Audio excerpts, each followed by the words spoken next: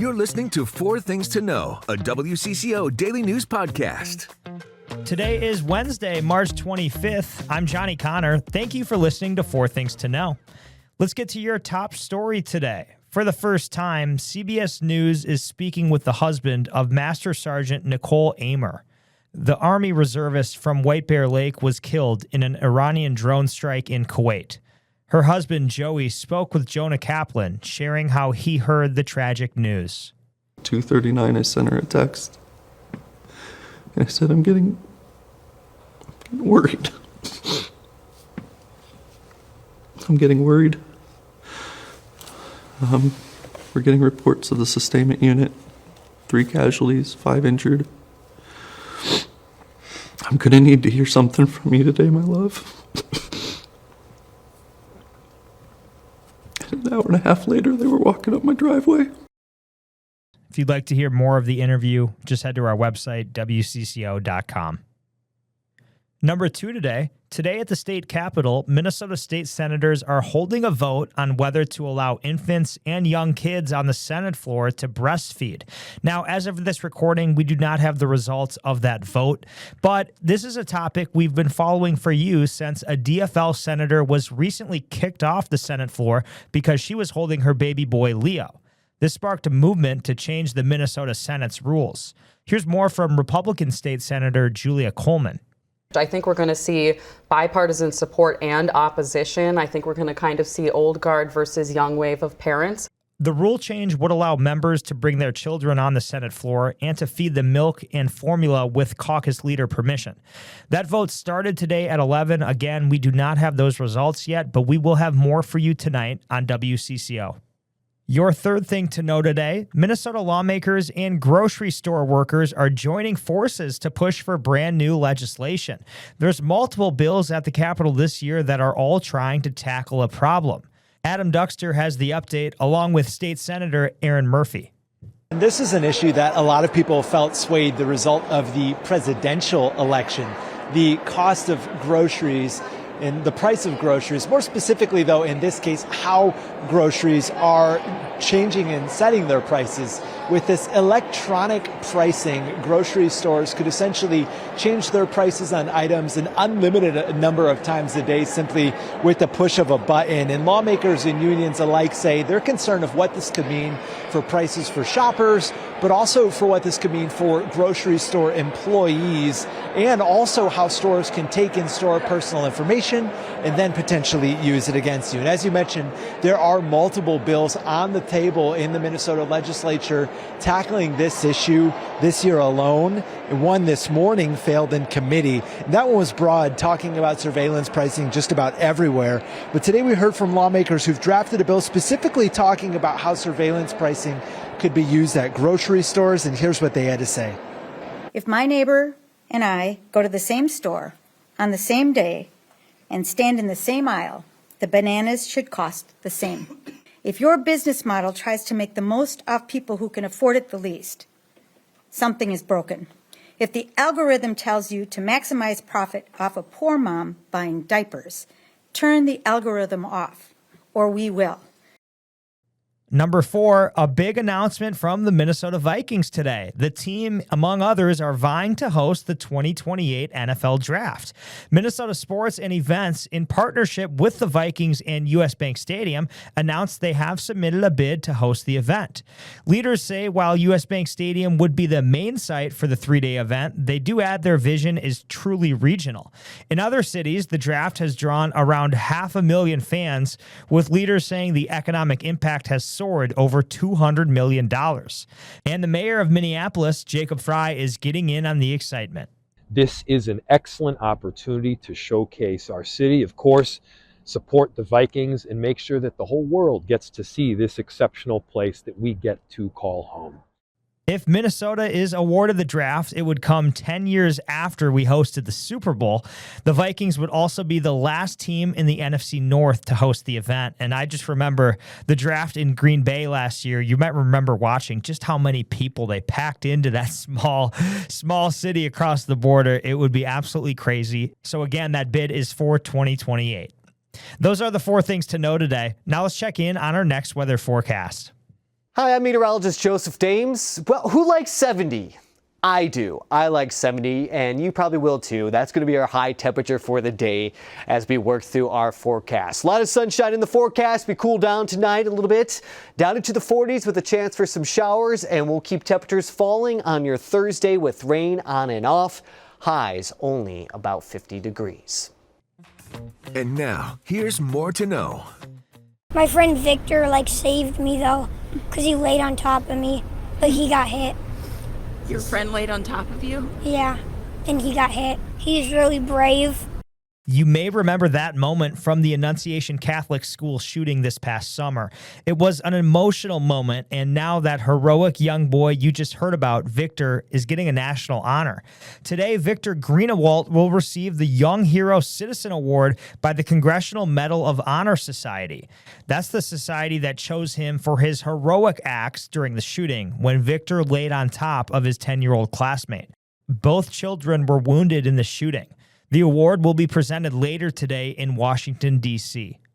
Now to a story we first told you about yesterday. Minnesota officials are suing the Trump administration once again. This time, officials say they are suing the administration for withholding evidence that's related to 3 shootings during the ICE search. That includes the deadly shootings of Renee Good and Alex Preddy. Federal agents shot and killed them in Minneapolis back in January. The other shooting involved Julio Cesar Sosa Solis. He was hurt in a shooting by federal agents during the same operation. Hennepin County Attorney Mary Moriarty and Minnesota Attorney General Keith Ellison say the federal government has repeatedly blocked their attempts to get evidence. They say the lack of cooperation and this lawsuit are unprecedented. This is an alarming change from the historical practice of evidence sharing and undermines our rights as a sovereign state under the 10th Amendment to the United States Constitution to investigate and enforce criminal behavior.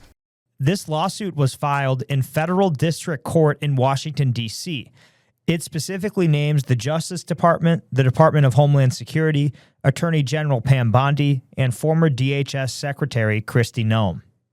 To another story focused on immigration, this week, Minnesota Congresswoman Kelly Morrison reports she was not allowed to speak to anyone after an unannounced visit to the largest detention facility in the nation. Monday, Morrison visited Camp East Montana in El Paso, where she says thousands of Minnesotans have been sent after being detained at the federal Whipple building. Morrison says she was notified that several of her constituents were being detained there, and she says she heard disturbing reports of inadequate medical care and human rights abuses. She shared what she saw on that visit. What I saw here was horrific. It is a gigantic complex. There are 5 huge buildings that can hold up to 5,000 detainees. I was allowed to see one pod that would house between 64 and 72 people. It is full of metal bunk beds that are crammed together. There are metal tables in the middle of this structure, and that is where people spend almost all day, every day. They eat and sleep there, and there they sit. I went to the Whipple building in Minnesota when my constituents and Minnesotans were detained there. Many of them were sent here. I demanded to see my constituents here at Camp East Montana, and I was denied access to them. This specific detention center has made the headlines over the past few months. In January, you might remember Geraldo Lunas Campos, a Cuban migrant, died in solitary confinement after guards held him down and he stopped breathing. An autopsy report ruled the death as a homicide. His death was one of at least 3 reported in a little more than a month. And more recently, just weeks ago, Democratic lawmakers called for the center to close after a measles outbreak. Sticking with immigration, new today, legal service providers are challenging what they call discriminatory fast-tracking policy that targets Somali immigrants. The lawsuit was filed yesterday. It challenges a new Trump administration policy, which, according to the lawsuit, is fast-tracking Somali asylum cases. They say this is being made possible by the use of virtual hearings scheduled with out-of-state judges. Legal service providers do say these cases are complex, and these short timelines make it nearly impossible for attorneys to do their jobs. Now, the Department of Justice has said there is no fast tracking, but they did say that any immigration judge can hear any case at any time throughout the country to assist with caseloads. Back here in Minnesota, take a listen to this next story. A heat-detecting drone helped lead the way on a rescue mission in Shakopee over the weekend. Felix, a young boy with Down syndrome, was playing with his sister Sunday morning when he suddenly went missing.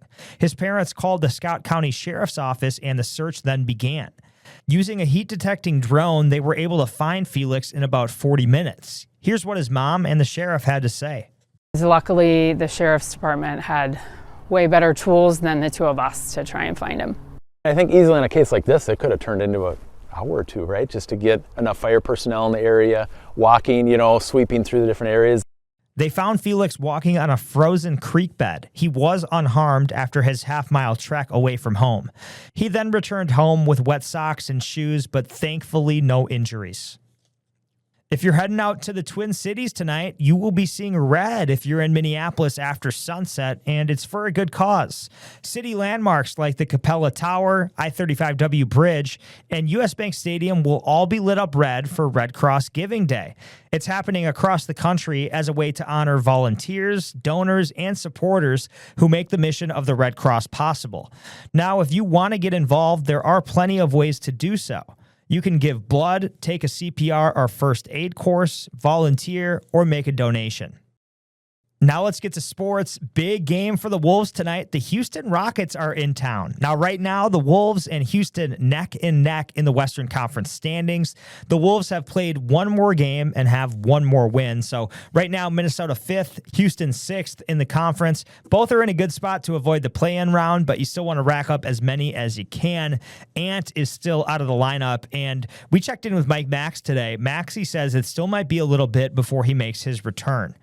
The Frost host the Victoire tonight in St. Paul. That's a 6 p.m. puck drop. And the Twins, believe it or not, they open their season tomorrow in Baltimore. We'll see how this year goes for the Twins. Right now, the over-under is set at 72.5 wins. I'll take the under.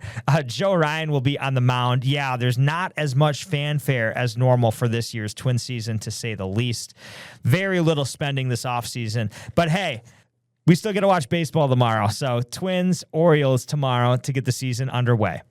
It's time to take a breath with your Daily Bright Spot. If you're looking for a reason to treat yourself to a sub today, here's a good one. It's Jersey Mike's 16th annual month of giving, and today's a big day. Today, Jersey Mike's locations across the country are giving 100% of the day's sales, not just profits, to the 2026 Special Olympics USA Games. They will also give funds to the local state programs that are attending the games, and they're hoping to break last year's month of giving total of $30 million. Wow, let's do it. The Special Olympics this year, they're here right in the Twin Cities. From June 20th through the 26th, thousands of athletes, volunteers, and fans will compete in all kinds of different sports. So go out and get a Jersey Mike sub and support a great cause. Well, that'll do it today. Thanks so much for listening to 4 Things to Know. I'm Johnny Connor. We are here with the news you need every weekday afternoon by 3 o'clock. Get out and enjoy that sunshine. We'll talk to you tomorrow. I'm Maria Lizignoli, and this podcast comes to you from the WCCO podcast studio. I'm Johnny Connor, and this is where you'll find the latest news of the day with us on 4 Things to Know. I'm Mariel Mose, and I bring you the stories behind the female athletes redefining the game on women in sports. I'm Adam Duxter. Join me for a deep dive into faith and what it means to Minnesotans around the state on Bigger Than Belief. Stay in the know on the go with the WCCO podcast studio. Go to WCCO.com/podcasts.